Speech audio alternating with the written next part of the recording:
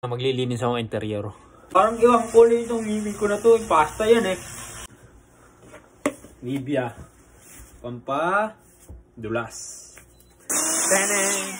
Tenen na naman. Tara na! Pre, kailangan nakabuta ka. Dali, tara na. Ay, hindi. Yung vacuum. Huli ka, balbon. Pindutin mo na, baby. Ang parking. Close. Oh, baka mayari tayo. Gamitin natin yung ating mahiwagang daliri. Oh, brother.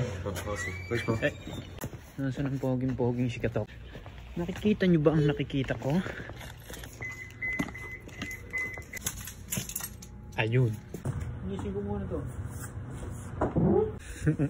Ano? Sisisilin ko nga pala. Nakakalimutan ko. Ang dumi kasi, oh. Tinan mo niya, no? Underneath niya, no?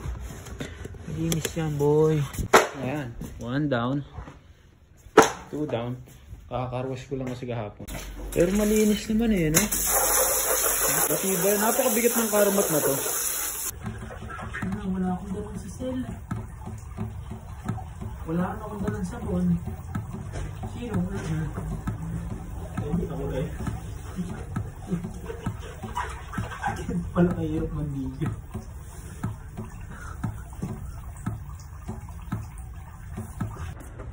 Muna sa trunk. Yan. Habang basa ka pa. Tapos bukas ko na lang yan yan. Bukas ko na lang ilalagay pagkapasok na ako sa trabaho. Bye bye.